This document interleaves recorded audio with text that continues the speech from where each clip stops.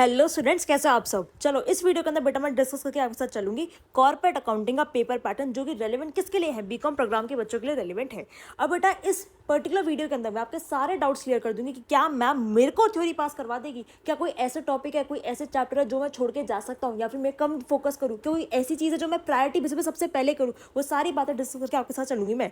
सबसे पहले बेटा अपनी गाइडलाइंस पे एक दफ़ा नजर लगा लो। सबसे पहले आपको ये पता होना चाहिए कि मेरी कौन सी यूनिट कितने नंबर की आती है। यूनिट नंबर 1 आपकी 15 मार्क्स की आती है, 2 जो है 24 मार्क्स की आती है, 3 आपकी 18 मार्क्स की आती है, 4 आपकी अगेन 18 मार्क्स की आती है, यूनिट 5 जो है आपकी, जो मेजरली थ्योरेटिकल ही है, वो आपकी 15 मार्क्स की आती है। अब बेटा आपके पेपर के अंदर आपको इंटरनल चॉइस देखने को मिलेगी। मतलब अगर आपका यूनिट 1 का क्वेश्चन है तो यूनिट 1 की इंटरनल चॉइस मिलेगी, 2 का है तो 2 का क्वेश्चन, 3 का है तो 3 का क्वेश्चन। ठीक है जी। तो मैम इससे मैं एक इंटरप्रिटेशन ये लेके चल सकता हूँ कि लेट्स सपोज अगर मेरे यूनिट 2 के अंदर मेरे 4 चैप्टर्स निकल कर आ रहे हैं, तो क्या मैं कोई एक चैप्टर, सिर्फ एक चैप्टर छोड़ के जा सकता हूँ, ताकि मेरा जो चीज़ ऑप्शन के अंदर एलिमिनेट हो जाए। ठीक है जी। हमेशा हर केस के अंदर नहीं करना, बस इस चीज़ का ध्यान रखना कि अगर आपको कोई पर्टिकुलर चैप्टर छोड़ के जाना है उस यूनिट से, तो मतलब प्रोवाइडेड आप जो रिमेनिंग चैप्टर्स कर रहे हो ना, वो अच्छे से करके जाना, ताकि आपका ऑप्शन वो चीज़ एलिमिनेट हो जाए। अब बेटा चलो मैं आपको डिस्कस करके चलती हूँ आपका पेपर पैटर्न कैसे कहता है। आप देखो डीयू के अंदर पिछले 3 बार आपका कॉर्पोरेट अकाउंटिंग का पेपर हुआ था अंडर द एनईपी पॉलिसी। आप पेपर का पैटर्न कैसा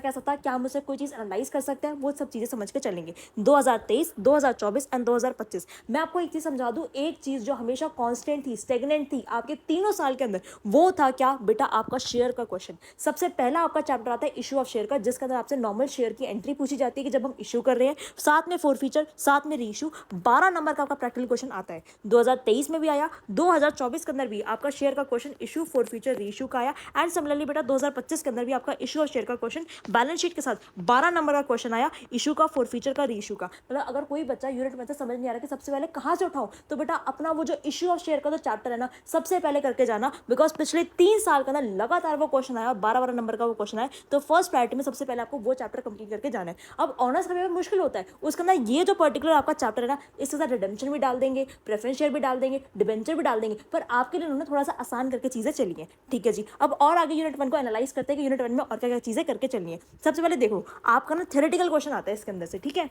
आपको क्वेश्चन बोलेगा यूनिट 1 में से कोई भी 2 करके बताओ, और 3-3 नंबर का, जैसे 2 कोई भी 2 पार्ट करके बताओ। क्वेश्चन पूछा किसके बारे में, क्या बोनस के बारे में, बायबैक के बारे में, डिविडेंड के बारे में, ऐसा कुछ। या फिर क्वेश्चन और कैसा है, डिफरेंस बिटवीन बता दो किसी भी बारे में, 3-3 नंबर के 2। ठीक है जी। क्वेश्चन और कैसा है, शॉर्ट नोट्स बता दो। तो बेसिकली आपको यूनिट 1 की थ्योरी भी साइड बाय साइड प्रिपेयर करके जानी है, ताकि आपके 6 मार्क्स यहाँ पे भी सिक्योर होकर चलेंगे। समझ में आ गया। अब मैम ये तो एक बात हो गई, और वाले ऑप्शन के अंदर मेरे साथ क्या आ रहा है, और वाले ऑप्शन में जो रिमेनिंग आपके टॉपिक्स है उन पर पूछा जा रहा है, और उसके अंदर भी सबसे मोस्ट फेवरेट टॉपिक है आपका डिबेंचर का प्रैक्टिकल क्वेश्चन 12 नंबर का 2023 में आया, आपका 12 नंबर का 2024 में आया, 12 नंबर का इशू और रिडेम्पशन और डिबेंचर आपका 2025 के अंदर भी आया है, सॉरी 10 मार्क्स का आपका यहाँ पे आया है। तो बेसिकली मैम सबसे पहला फोकस मुझे करना है मेरे इशू ऑफ शेयर वाले, फोर फीचर रीइशू वाले क्वेश्चन के ऊपर। सेकेंडली डिबेंचर का मेरे को चैप्टर छोड़ के बिल्कुल भी नहीं जाना है। जो बेटा मैं ये नहीं कहती कि इसके अलावा जितने भी चैप्टर सारे छोड़ दो, छोड़ने की बात नहीं करी, मैं ये कह रही हूँ कि अगर आपके पास टाइम कॉन्स्टेंट है, लिमिटेड टाइम है, तो इसके अंदर आपको ना प्रायोरिटाइज करना है कि कौन सी ऐसी चीजें जो बार बार आ रही है, तो पहले मैं वो कंप्लीट कर लेता हूँ, उसके बाद जैसा मेरा टाइम सूटेबल होगा मैं अपने नेक्स्ट चैप्टर के ऊपर मूव ऑन कर लूंगा। ठीक है जी। थ्योरी करनी है, शेयर का चैप्टर करना है, डिबेंचर का करना है। देखो यहाँ पे मिनिमम इक्विटी शेयर कितने इशू करने पड़ेंगे वो क्वेश्चन आ गया, रिडेम्पशन और प्रेफरेंस शेयर का क्वेश्चन आ गया, और यहाँ पे डिबेंचर पूछ ले कि क्या होता है, उसकी एंट्रीज क्या होती है। जिस बच्चे को सिंपल बेसिक चीज पता है तो वो डिबेंचर क्या होता है वो लिख के आ सकता है, उसके अंदर क्या क्या एंट्री होती है वो लिख के आ सकता है। तो बहुत बेसिक चीज थी। तो यूनिट 1 तो आपकी आसान तरीके से हो जाएगी। इसमें कौन कौन से चैप्टर प्रायोरिटी बेसिस पे करने मैंने आपको बता दिए। सिर्फ 2 चैप्टर प्रायोरिटी पे करना, that is issue of share वाला और दूसरा आपका डिबेंचर वाला। उसके बाद टाइम बचेगा तो अपने नेक्स्ट चैप्टर के ऊपर जाना। मैंने आपकी कैटेगरी डिफाइन कर दी। अब बेटा आ जाओ अपने क्वेश्चन नंबर 2 के ऊपर। क्वेश्चन नंबर 2 कैसे आता है। अब देखो जो आपका क्वेश्चन नंबर 2 पिछले 2 बार आ रहा था ना, 2023 2024, तो यहाँ पे ना आपकी यहाँ पे ट्रिगर हो रही थी यूनिट नंबर 4। उसमें आपसे अमलगमेशन और इंटरनल रिकंस्ट्रक्शन के बारे में पूछा गया। अब देखो ट्रेंड कैसा बन रहा था, ट्रेंड आपका बन रहा था कि amalgamation in nature of merger, इस पे थ्योरेटिकल क्वेश्चन 6 नंबर का आया। ये एग्जामिनर का मोस्ट फेवरेट क्वेश्चन है, चाहे ऑनर्स हो चाहे प्रोग्राम हो। बहुत बार रेपिटेटिव बेसिस के ऊपर वो आपसे थ्योरेटिकल क्वेश्चन के अंदर यही पूछता है कि amalgamation in nature of merger पे एक्सप्लेन करके बताओ। तो ये क्वेश्चन थ्योरी का आपको फर्स्ट प्रेफरेंस में प्रिपेयर करके चलना है। इंटरनल रिकंस्ट्रक्शन आया था 12 नंबर का, और सिमिलरली आपके और पार्ट के अंदर आया इंटरनल रिकंस्ट्रक्शन की थ्योरी 6 नंबर की, और अमलगमेशन का परचेज कंसिडरेशन निकालने का प्रैक्टिकल 12 नंबर का। तो मतलब इंटरनल रिकंस्ट्रक्शन की थ्योरी, अमलगमेशन का प्रैक्टिकल, अमलगमेशन का प्रैक्टिकल, इंटरनल रिकंस्ट्रक्शन, बेसिकली उल्टा वाइस वर्सा सीन। ठीक है। अब 2024 के अंदर क्या हुआ, उन्होंने अगेन आपसे अमलगमेशन का थ्योरेटिकल क्वेश्चन पूछा, बता रहे कि अमलगमेशन आपको बता के चलना है एज पर इन डेस 103। उसके बाद अमलगमेशन नेचर ऑफ मर्जर, वही चीज बताई। मर्जर वाला क्वेश्चन एग्जामिनर का मोस्ट फेवरेट क्वेश्चन है, हर बार पूछते हैं, तो 3-3 नंबर में ये आ गया। इंटरनल रिकंस्ट्रक्शन का 12 नंबर का प्रैक्टिकल आ गया। उसके बाद और यूनिट 4 से क्या पूछा गया, रिकंस्ट्रक्शन की आपकी थ्योरी पूछेगी और अमलगमेशन का पीसी वाला आपका प्रैक्टिकल पूछा गया। तो देखो अब बचा ना यहाँ पे 2 बार के अटेम्प्ट से ये इवैल्यूएट करता था कि मैम मैं काम करता हूँ, एक की थ्योरी एक का प्रैक्टिकल, दूसरे की थ्योरी पहले का प्रैक्टिकल, ये करके जाऊंगा तो मेरा काम बच जाएगा। इन शॉर्ट अगर मैं अमलगमेशन करके जाऊं और इंटरनल रिकंस्ट्रक्शन की थ्योरी कर लूँ तब काम बन जाएगा, या अमलगमेशन की थ्योरी कर लूँ इंटरनल रिकंस्ट्रक्शन का प्रैक्टिकल कर लूँ तो काम बच जाएगा। अब देखो 2025 के अंदर ट्रेंड क्या हुआ, उन्होंने जो आपका क्वेश्चन नंबर 2 आ रहा था ना वो सीक्वेंस में लेने चले गए, सीक्वेंस में लेते हुए चले गए। क्वेश्चन नंबर 2 उन्होंने दे दिया आपका फाइनल अकाउंट से, ठीक है जी। फाइनल अकाउंट्स आपका 18 नंबर का प्रैक्टिकल, रेशो का क्वेश्चन दे दिया 6 नंबर का प्रैक्टिकल, और साथ में और के ऑप्शन में क्या आया आपके पास, डिफरेंस बिटवीन आ गया। कोई भी आपको 3-3-3 करके डिफरेंस बिटवीन करने थे, थ्योरेटिकल क्वेश्चन है, और 15 नंबर का आपका सीएफएस का क्वेश्चन, ठीक है जी। ये चीज़ होगी, उन्होंने थोड़ा सा पैटर्न चेंज करने की कोशिश करी। देखो अगर मैं आपको समझाऊं तो अब आगे क्या हुआ था समझो। अगर आपको 2025 में अमलगमेशन की बात करूं तो उन्होंने अमलगमेशन का बड़ा वाला क्वेश्चन आपको दिया, जिसमें अमलगमेशन बताओ, दोनों पार्टी की बुक्स बना के चलो, तो 18 नंबर का तो ये क्वेश्चन आया। फिर इंटरनल रिकंस्ट्रक्शन का 12 नंबर का आया, और amalgamation the most favourite question जो मैं आपको बता के चल रही हूँ वो 6 नंबर का आपका थ्योरेटिकल क्वेश्चन आया। तो बेटा देखो मैं ये नहीं कहूँगी 100% एश्योरेंस के साथ कि आपको अमलगमेशन ही करना है और इंटरनल रिकंस्ट्रक्शन में से दोनों में से एक करके चलना है, दोनों ट्राई करके चलो, बट एक अपनी प्रेफरेंस मान लो कि एक ना एक चैप्टर तो मेरे को बहुत अच्छे तरीके से करके जाना है कि उसका कोई भी क्वेश्चन आए तो मैं अच्छे से कर लूँ। अब ऐसा है कि दोनों पढ़ के जाने हैं, आपका जैसे टाइम अलाउ हो वैसे कर लेना, पर एक जो पर्टिकुलर चैप्टर है उस पर अपनी अच्छी ग्रिप बना के चलना। तो बेसिकली मैंने आपको समझा दिया कि जो अमलगमेशन इंटरनल रिकंस्ट्रक्शन है उसमें ऐसा ऐसा सीन प्रोग्राम के बच्चों का चल रहा है। अब बेटा आगे चलते हैं, आगे देखो क्या हुआ था क्वेश्चन नंबर 3 के अंदर। क्वेश्चन नंबर 3 आपका फाइनल अकाउंट से आया था 2023 में, 18 नंबर का फाइनल अकाउंट्स का सीधा प्रैक्टिकल आया था। अब उसके बाद साथ साथ में आपसे पूछेगा शॉर्ट नोट्स, यूनिट 2 से आपके शॉर्ट नोट पूछेगा कि सीएफएस क्या होता है, AS3 इंडेस 7 क्या होता है, और फिर सीएफएस का 12 नंबर का प्रैक्टिकल। मैं इस चीज़ से ये वैल्यूएट कर पा रही हूँ कि मैम या तो वो फाइनल अकाउंट पूछ रहे हैं या फिर मुझसे सीएफएस पूछ रहे हैं, that is cash flow statement. अब आगे चलते हैं, 2024 के ट्रेंड में क्या हुआ, यूनिट 2 फाइनल अकाउंट 18 नंबर का, बिल्कुल same pattern. Unit 2 CFS versus income statement से यहाँ पे प्रैक्टिकल थ्योरेटिकल क्वेश्चन आया, यहाँ पे थ्योरी कर लो, यहाँ पे थ्योरेटिकल क्वेश्चन आया, ठीक है जी। और उसके बाद आपका सीएफएस 12 नंबर का प्रैक्टिकल क्वेश्चन आया, मतलब मैम वही सेम चीज मेरी अगेन रिपीट हुई। आपका प्रैक्टिकल किसका आ रहा है, फाइनल अकाउंट्स वर्सेस सीएफएस का। अगर मैं आपको यहाँ पे दिखाऊं, यहाँ पे आपका क्या हुआ था, final accounts ratio, difference between CFS, तो मतलब बात तो वहीं कुछ, बात तो बेटा वहीं पहुंच गई आपकी घूम फिर के। क्या कर रहे हैं वो, या तो फाइनल अकाउंट पूछ रहे हैं या सीएफएस पूछ रहे हैं। मैं अगेन कहती हूँ कि करके अपने टाइम के हिसाब से दोनों पढ़ के जाना, बट उसके अंदर भी प्रायोरिटाइजेशन कर लो कि मेरे को कौन सा चैप्टर ज़्यादा आसान लगता है, वो मैं अच्छे से करके जाऊँगा। फाइनल अकाउंट्स आपका 18 नंबर का आ ही रहा है, चाहे 25 हो, चाहे आपका 2023 हो, चाहे आपका 2024 हो, तो इसको अच्छे से कर लेना, ठीक है। सीएफएस ईजी लगता है तो सीएफएस कर लेना, ठीक है जी। मैम ये भी बात समझ में आ गई। अब आगे चलते हैं, आगे बेटा क्या हो रहा है, आपका unit number 3 valuation of share, 6 number का आपका थ्योरेटिकल क्वेश्चन आया। फिर अगेन वैल्यूएशन ऑफ शेयर का आपका 12 नंबर का प्रैक्टिकल क्वेश्चन आया। उसके बाद आपसे शॉर्ट नोट पूछा गया वैल्यू एडेड स्टेटमेंट के बारे में, 3+3 का थ्योरेटिकल क्वेश्चन आया, और गुडविल आपसे पूछा गया 12 नंबर का उसका प्रैक्टिकल, ठीक है जी। अब 2024 के अंदर क्या हुआ, यहाँ पे वैल्यूएशन ऑफ ब्रांड क्या होता है, वैल्यूएशन ऑफ शेयर, उसका यूनिट 3 से आपका थ्योरेटिकल क्वेश्चन आया, और गुडविल, मतलब गुडविल का तो एक ऐसा प्रैक्टिकल क्वेश्चन है जो कि वो हर बार दे ही रहे हैं। गुडविल का एक ऐसा प्रैक्टिकल क्वेश्चन जो कि हर बार आप दे ही रहे, जैसे यहाँ पे देख लो आपका इकोनॉमिक वैल्यू एडेड आया क्योंकि बहुत टाइम से आ नहीं रहा था, उसका एग्जाम्पल क्या होता है, थ्योरेटिकल क्वेश्चन आया कि ईवीए क्या होता है, उसके एग्जाम्पल से एक्सप्लेन करो। वैल्यूएशन ऑफ गुडविल 12 नंबर का प्रैक्टिकल, मतलब वैल्यूएशन ऑफ गुडविल जो है मुझे करके जाना ही है अपने यूनिट नंबर 3 से, क्योंकि वो हर बार आ रहा है। मेथड्स ऑफ ब्रांड वैल्यूएशन क्या है, और वैल्यूएशन ऑफ शेयर का 12 नंबर का प्रैक्टिकल आपका आया, समझ में आ गया। तो इसके अंदर भी मैंने कैटेगरी डिफाइन कर ली कि अगर मुझे सबसे पहले जो टॉपिक उठाना है वो क्या करना है, वैल्यूएशन ऑफ गुडविल, ठीक है।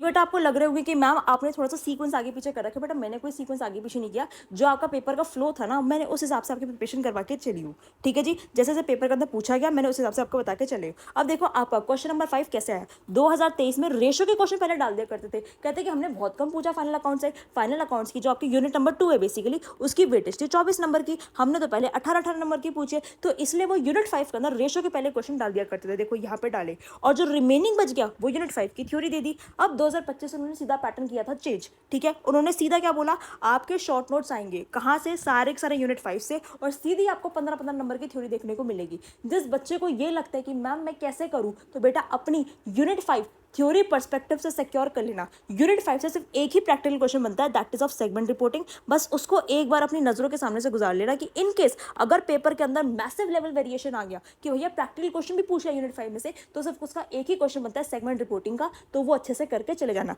एक सेगमेंट रिपोर्टिंग का, दूसरा सीएसआर का। बहुत अनलाइकली चांसेस है, कभी वैसे प्रीवियस में आई नहीं है, पर हमको अपने आप को एक एक्सट्रीम सिचुएशन के लिए प्रिपेयर करना है। बाकी यूनिट 5 आपके 15 नंबर के शॉर्ट आप ऐसे कंप्लीट कर लेना। मैंने आपको इन क्रक्स जो मैं समझाना चाहती हूँ वो मैं बता देती हूँ। आपकी यूनिट नंबर 1 से शेयर का इशू ऑफ शेयर, आपका उसका री इशू, आपका उसका फोर फीचर अच्छे से आना चाहिए, डिबेंचर वाला अच्छे से आना चाहिए, और यूनिट 1 की थ्योरी अच्छे से आनी चाहिए। ठीक है, ये प्रायोरिटी एक कैटेगरी के टॉपिक बता रही हूँ कि सबसे पहले ये उठाने हैं। यूनिट 2 की बात करो, फाइनल अकाउंट्स या सीएफएस में से कोई एक अच्छे से कर लेना। करने मेरे हिसाब से दोनों ही है, पर अपनी प्रायोरिटी में से जो तुम्हें पहले आसान लगे वो अच्छे से कर लेना। उसके बाद यूनिट नंबर 3 पे आ जाओ, गुडविल वाला अच्छे से करके जाना है, वैल्यू वाला जो शेयर का होता है वो अच्छे से करके जाना है। उसके बाद 4 पे आ जाओ, या तो अमलगमेशन अच्छे से कर लो या फिर इंटरनल रिकंस्ट्रक्शन अच्छे से कर लो। अगर जो एक अच्छे से कर रहे हो तो उस दूसरे वाले की थ्योरी अच्छे से कर लेना। यूनिट नंबर 5 से आपको पूरी पूरी प्रिपेयर करनी है अच्छे तरीके से, कंप्रीहेंसिवली, थ्योरेटिकल पर्सपेक्टिव से। समझ में आ गया? तो ये सारी बातें बेटा आपकी कैटेगरी ए के अंदर आती है। सबसे पहले अपनी कैटेगरी ए को रैप अप करना, और उसके बाद जो टाइम बचेगा उस पर जाके अपने रिमेनिंग चैप्टर्स को, रिमेनिंग टॉपिक को उठा के चलना। बस थ्योरी का जो क्वेश्चन होता है कि मैम क्या थ्योरी मुझे सिर्फ पास करवा देगी, तो बेटा देखो थ्योरी ना आपको सहारा लगा सकती है। मेरी बात समझने की कोशिश करना, थ्योरी आपको सिर्फ सहारा लगाएगी, पर सिर्फ थ्योरी के भरोसे पास नहीं हो पाओगे। अगर आप प्रैक्टिकल के साथ थ्योरी मिक्स करके जाओगे तो आपका काम बन जाएगा, अच्छे ग्रेड्स आप सिक्योर कर लोगे। अब बेटा आपको मैं बहुत इंपॉर्टेंट चीज बताती हूँ, आपको बेटा मिलने वाले हैं एचआरएम के फ्री नोट्स। अब वो एचआरएम के फ्री नोट्स मैंने प्रिपेयर करे, अपने सारे हैंड रिटन नोट्स है। अब बच्चे को ना इस पॉइंट ऑफ टाइम पे चाहिए क्या होता है, बच्चे को चाहिए मैम मेरे को ना एग्जैक्ट वो कीवर्ड्स बता दो जो एक एग्जामिनर मेरे पेपर के अंदर ढूंढता है, जिसको लगता है कि भैया मेरे को आपके जो पेपर में चेक करूंगा उसमें ये कीवर्ड होने चाहिए। मेरे को कीवर्ड पता है तो मैं उसके आसपास की जो इन्फॉर्मेशन है, जो सेंटेंस है, जो पैराग्राफ है, जो पॉइंटर है, मैं खुद बना के आ सकता हूँ। बच्चा ये सोचता है। तो बेटा मैंने आपको एचआरएम के नोट्स प्रोवाइड कर रखे हैं, यूनिट 1 से यूनिट 5 के सारे नोट्स आपको मिल जाएंगे। बीकॉम का ऑनर्स का बच्चा है चाहे प्रोग्राम का, दोनों उसको रेफर कर सकता है। यूनिट 1 to 5 आपकी कंप्रीहेंसिवली कवर हो जाएगी। और ये नोट्स आपको मिलने कहाँ पे वाले, उसको सुन के जाना एक बार। ये बेटा आपको मिलेंगे एग्जाम शस्त्र कोर्स के अंदर, जिसका लिंक आपको डिस्क्रिप्शन कमेंट सेक्शन में मिल जाएगा। वहाँ पे आपको जाकर जस्ट 1 रुपये की फी पेमेंट करनी है। वो मेरा कोई चार्ज नहीं है, that is a platform fee. आप समझो रेजर पे का जो चार्ज है, जिसकी वजह से वो आपके कोर्स को एक्टिवेट कर देता है। ठीक है जी, इसका लिंक आपको डिस्क्रिप्शन कमेंट सेक्शन में मिल जाएगा। अब बेटा ध्यान से मेरी बात को समझने की कोशिश करना। अगर आप एक एंड्रॉइड यूजर हो तो आपको फुल मास क्लासेस की एप्लीकेशन को प्ले स्टोर से डाउनलोड करना है, और अगर आप एक iOS यूजर हो तो आपको माई इंस्टीट्यूट ऐप रेड और व्हाइट कलर का लोगो होगा, उसको डाउनलोड करना है ऐप स्टोर से। वहाँ पे आपसे पूछेगा ऑर्गेनाइजेशन का कोड क्या है, तो वहां पे आपको लिखना है UKYNBK, और आप फिर बेटा अपने मोबाइल एप्लीकेशन के अंदर इस एग्जाम शस्त्र कोर्स को एक्सेस कर सकते हो। बेटा बहुत ही जल्दी मैं कॉर्पोरेट अकाउंटिंग का आपको बहुत इंपॉर्टेंट चीज, रिविजनरी चीज स्टार्ट कराऊंगी, जिसके अंदर मैं आपको जो क्वेश्चंस है उनकी रिवीजन करा दूंगी। ठीक है जी, तो वो आपके लिए बहुत ज्यादा हेल्पफुल होंगी। इसलिए फटाफट से चैनल को कर लो सब्सक्राइब, बिकॉज आप जितनी जल्दी सब्सक्राइब करोगे उतना ज्यादा मेरे को मोटिवेशन मिलेगा कि आपके लिए ऐसा एक कंटेंट प्रोवाइड करो जिससे आपके कॉर्पोरेट अकाउंटिंग की जो जर्नी हो वो बहुत ज्यादा ईजी और स्मूथ हो जाए। देखो मैंने आपको इतना अप्रोच करके इस तरीके से गाइड कर दिया